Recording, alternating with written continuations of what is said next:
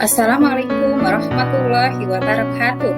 PAI dan Budi Pekerti kelas 9. Kompetensi dasar 3.5.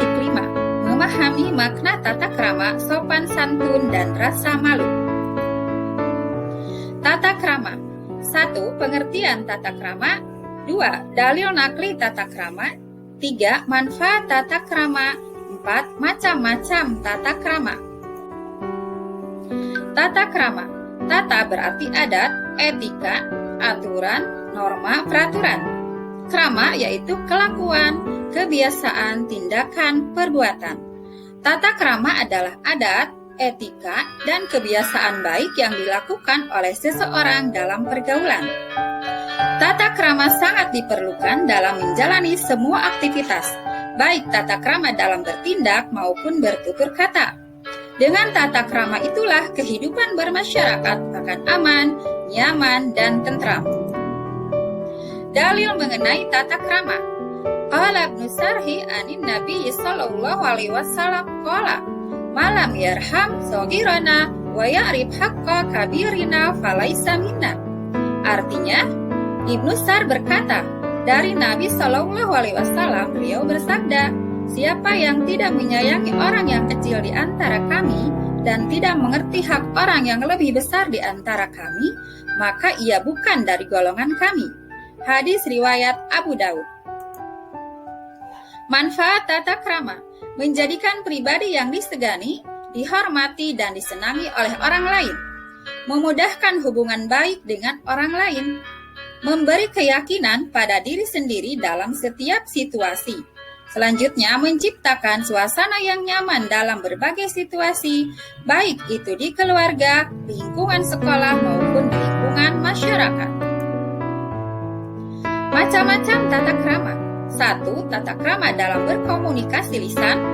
2. Tata krama dalam berkomunikasi di media sosial. 3. Tata krama dalam bersikap. 4. Tata krama dalam berpakaian.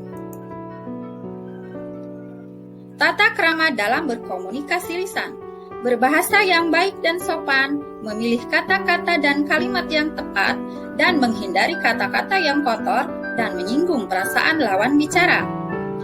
Ketika berbicara dengan orang yang lebih tua atau yang dituakan, hendaknya menjaga pandangan mata dengan cara agak sedikit ditundukkan. Demikian pula merendahkan volume suara dari lisan kita.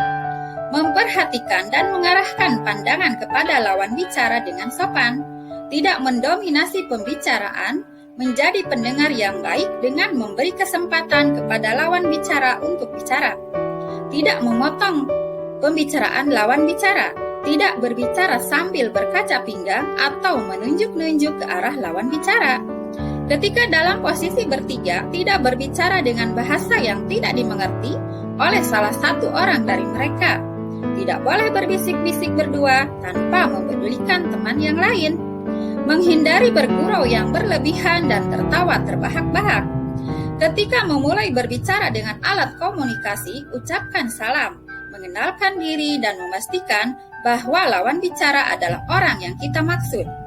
Pada saat pembicaraan akan berakhir, maka mengucapkan terima kasih, menutup pembicaraan, dan mengucap salam. Tata krama dalam berkomunikasi di media sosial. Sama halnya ketika berkomunikasi di dunia nyata, berkomunikasi di dunia maya pun harus mengedepankan tata krama. Jika kita berkomunikasi dengan orang lain di media sosial, tata krama dalam hal apapun harus tetap diutamakan. Seperti pada memasang status, chatting, posting foto, video, ataupun ketika memilih foto profil. Tata krama di media sosial dapat membuat aktivitas sosial di dunia maya akan menjadi lebih nyaman karena adanya rasa saling menghargai dan menghormati di antara pengguna layanan media sosial. Setiap pengguna layanan media sosial mempunyai hak dan privasinya dan layak untuk dihargai serta dihormati. Dalam berkomunikasi di media sosial juga tidak diperbolehkan menghujat orang, dan juga tidak diperbolehkan memakai kata-kata yang menyinggung perasaan orang lain. Oleh karenanya, pilihlah kata-kata dan kalimat yang baik ketika menggunakan media sosial. Ketika mengunggah gambar atau sejenisnya, Pilihlah gambar yang baik dan tidak menyinggung perasaan orang lain.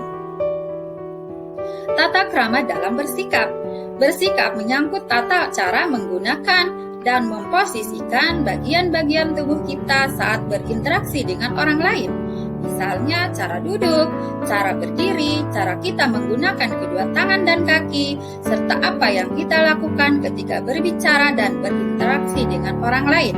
Misalnya, tidak menyilangkan kaki dan tangan, lakukan kontak mata dalam tempo singkat, jangan menatapnya berlama-lama. Buatlah jarak antara kedua kaki agar menunjukkan bahwa kita dalam keadaan nyaman dan percaya diri. Posisikan bahu dalam keadaan santai. Hal ini untuk menunjukkan bahwa kita tidak dalam kondisi tegang. Mengangguk kecil ketika lawan bicara sedang berbicara.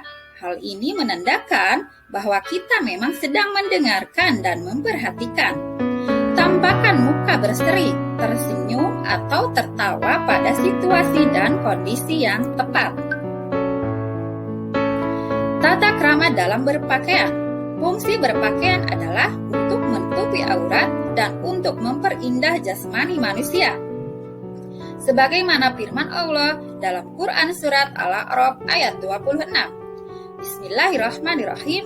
Ya bani Adam qad anzalna alaikum libasai wari sawatikum warisha walibasu taqwa zalika khairun zalika min ayatillahi la'allahum yazakkarun.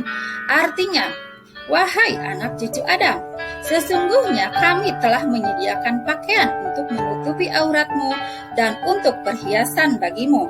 Tetapi pakaian takwa itulah yang lebih baik. Demikianlah sebagian tanda-tanda kekuasaan Allah. Mudah-mudahan mereka ingat. Quran Surat Al-A'raf ayat 26. Tata krama dalam berpakaian merupakan cara berpakaian yang sesuai dengan aturan yang berlaku di masyarakat. Sebagai seorang muslim, kita tentu harus berpakaian sesuai dengan ketentuan dalam ajaran Islam. Dengan demikian, tata krama berpakaian dalam ajaran Islam adalah sebagai penutup aurat dan juga untuk berhias guna memperindah tubuh. Adapun batasan berhias dapat dimaknai sebagai cara berpakaian yang sesuai dengan aturan yang berlaku di masyarakat. Aturan tersebut lebih mengarah pada nilai kesopanan, akhlak, atau kebaikan budi pekerti. Misalnya, tata krama berpakaian di sekolah harus sesuai dengan peraturan yang ada di sekolah, rapi dan berpakaian seragam lengkap.